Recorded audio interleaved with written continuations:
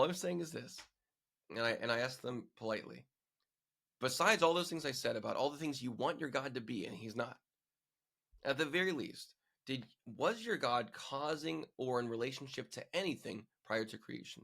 And of course, Muslims would say no. That's crazy. I'm like, exactly, right? By your standards, that's crazy. So you would say that Allah goes from being a non-causal agent, an inactive, non-relational, non-causal agent, and then he becomes a reactionary, relative, relational, causal agent. So all these things that he's not, he essentially becomes. So there's a change in his essence, his fundamental character, his ability, his activity. All these things essential to him change. And they would say, well, how yours too, right? This is called a tu quoque fallacy, where they switch back and you'd say, well, your God too. And I'm like, actually, no, my God is eternally active. There's this beautiful eternal causal relationship within the divine nature. The three persons are causally related, actively related, and so my God has always been active and causal. Your God hasn't.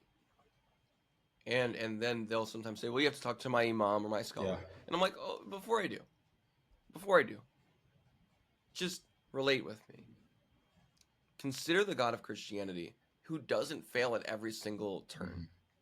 Consider the God of Christianity who is correctly described in the Torah and the Gospels, which your book affirms. Your book, the Quran, affirms the preservation and authority of the Torah and the Gospels, because they are the speech of Allah, which means that us Christians are called to judge by what has been revealed therein in the Gospels.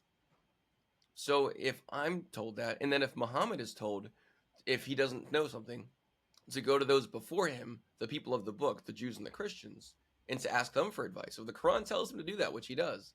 And that means that you as Muslims should come to me to ask for advice about Allah. Yeah, sure. And I would tell you the truth about God. So follow in Muhammad's footsteps as you're supposed to. Go to the people of the book when you don't know how to answer these questions. We'll give you And in this answers. case, we will give you answers. We'll tell you the truth.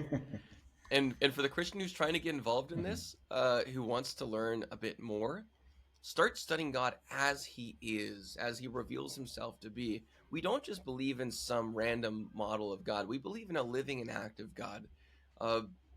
If you need resources, right, on how to form like this worldview, I actually wrote a book on worldview formation and how to form a worldview.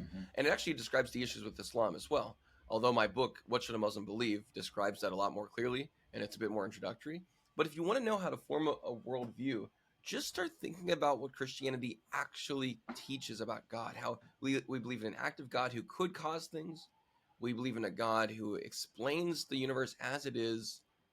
And that's a God worth living and dying for. Absolutely. And that's true.